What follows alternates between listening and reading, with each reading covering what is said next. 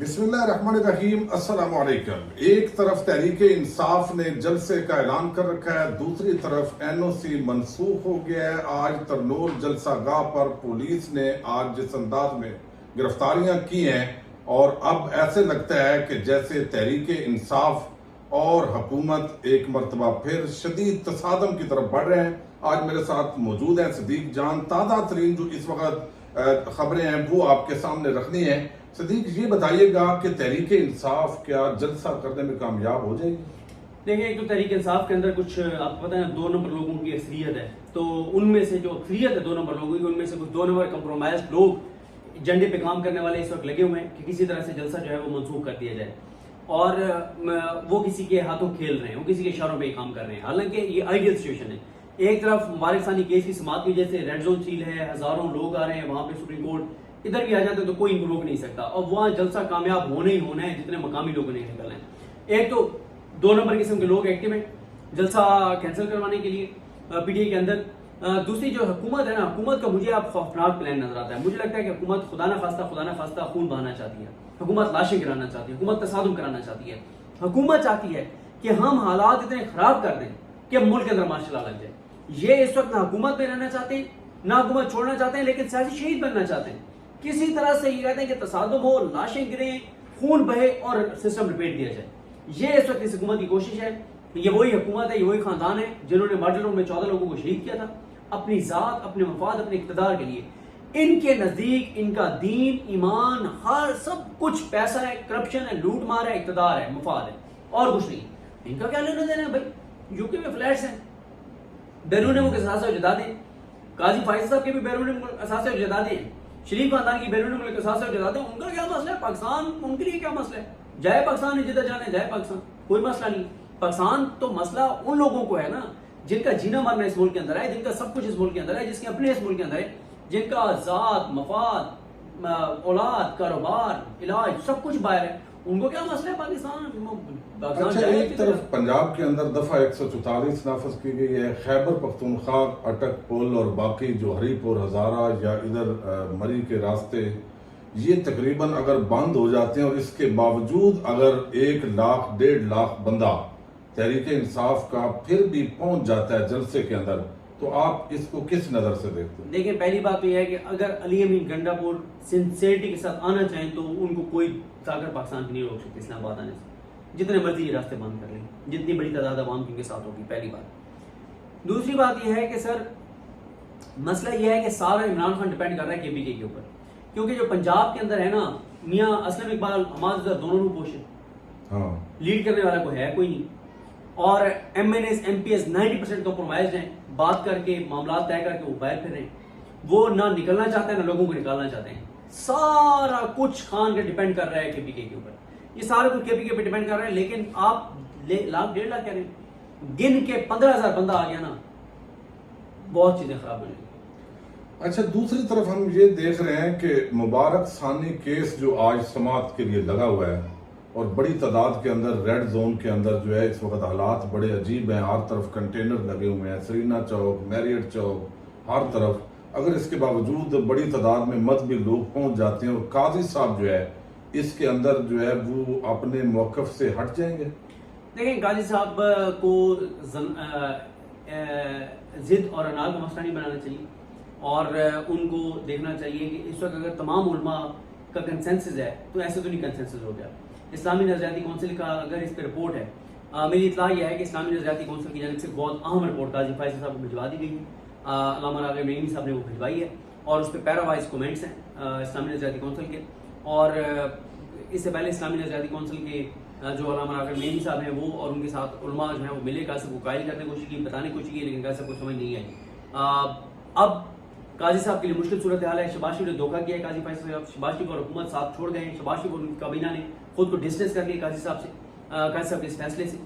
تو میں تو کل جو ہے وہ پورے ریڈ زون کا اور سپریم کورٹ کا گھیراؤ دیکھ رہا ہوں، سڑکوں پہ بھی حالات خراب دیکھ رہا ہوں۔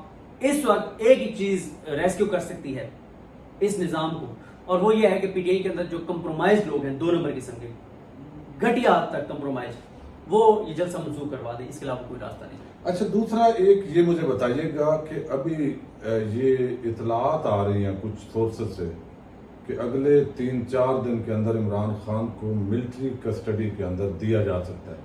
اگر ایسا ہو جاتا ہے تو اس کا عمران خان کی شخصیت پر، تحریک انصاف پر کیا امپیکٹ پڑ سکتا ہے؟ پاپولیرٹی بڑھ جائے گی، پوری دنیا میں ہیڈ لائنز بنیں گی، پوری دنیا میں خبریں لگیں گی. ابھی ہم نے دیکھا وہ چانسلر کے الیکشن لڑا ہے آکسفورڈ میں، پوری دنیا کی میڈیا نے کور کیا ہے، رپورٹس بن رہی ہیں انٹرنیشنلی. یہ ہر آنے والے دن کے ساتھ جو یہ فسطائیت کریں گے اس کی پاپولیرٹی بڑھے گی، عوام کے اندر انسرٹینٹی بڑھے گی، نفرت بڑھے گی ان کی. اور لے جائیں 4 دن بعد کیوں لے کے جانا، ابھی لے جائیں نا، لے کے جائیں، کیوں نہیں لے کے جائیں؟ اتنا آسان نہیں ہے عمران خان کو ملٹری کورٹ میں لے کے جانا. عمران خان کا ملٹری کورٹ میں ٹرائل کرنا یہ آسان نہیں ہے، یہ بہت بڑا جوا ہوگا. یہ پاکستان کی سلامتی کے ساتھ کھیلنے والی بات ہے. جس طرح کی چیزیں سوچی جا رہی ہیں عمران خان کے ساتھ، نہ کریں یہ چیز. پہلے ہی عوام کے اندر بہت غم و غصہ ہے، انسرٹینٹی ہے، ہر شعبہ تباہ ہے، برباد ہے، ہر طبقہ پریشان ہے. تو کیا لینا ہے؟ مطلب پچھلے 15 مہینے سے ہم سن رہے ہیں، 9 مئی کے بعد 11 مئی سے ہم سن رہے ہیں کہ ناقابل تردید شواہد مل گئے ہیں، ناقابل تردید شواہد مل گئے ہیں. اینکروں کو فیڈ کیا جاتا ہے، صحافیوں کو فیڈ کیا جاتا ہے، تجزیہ کاروں کو فیڈ کیا جاتا ہے.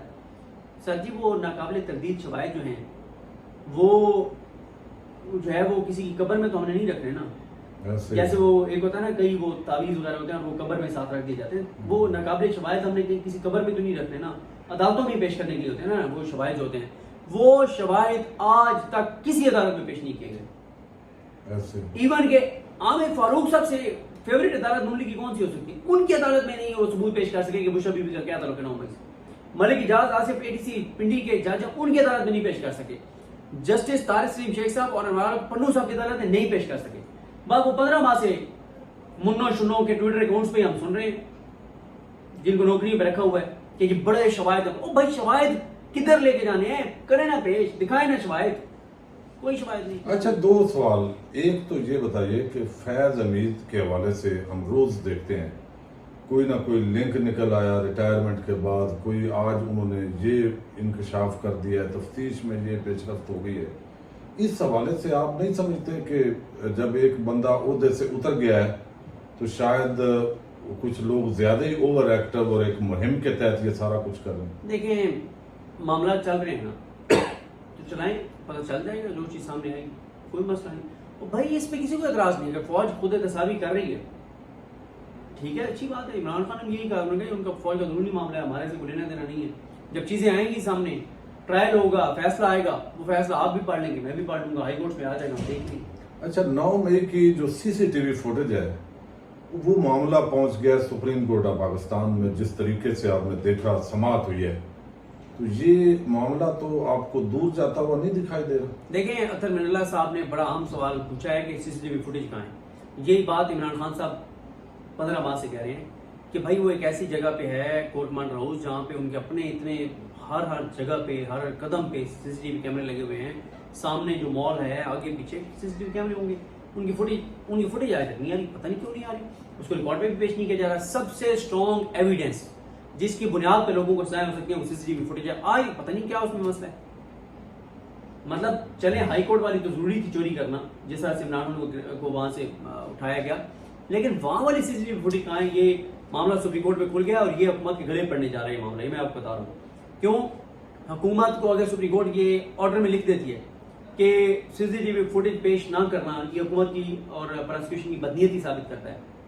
چیپٹر کلوز ہے اور اس فیصلے کا پورے پنجاب کے 9 مئی کے کیسز پہ یہ فیصلہ اثر انداز ہوگا. اچھا آپ نے یہ بھی پچھلے دنوں ایک اسیسمنٹ دی کہ عمران خان جو ہے وہ یہ 27 اگست اور یہ ڈیٹس بڑی عام ہے اور اس کے بعد ایسے ہو جائے گا. آپ کے اس حوالے سے تجزیہ کیا ہے، خبر کیا ہے؟ میں ابھی بھی اپنی بات پہ قائم ہوں کہ میں نے کہا تھا کہ 27 اگست تک عمران خان کے کیسز کا دھڑن دستہ ہو جائے گا، منطقی انجام تک پہنچ جائیں گے کیسز اور آپ کو کلیئر نظر آ جائے گا کہ عمران خان فلاں تاریخ تک باہر آ رہا ہے. 27 اگست تک عمران خان کے کیسز کنکلوڈ ہو جائیں گے. اب عمران خان کے جو کیسز ہیں اس میں یہ ڈیولپمنٹ ہے کہ ایک تو توشہ خانہ 2 جو ہے اس میں عمران خان صاحب جو ہیں ان کی اب بیل اپلائی ہوگی، ٹھیک ہے، بیل ان کی ہونی ہے.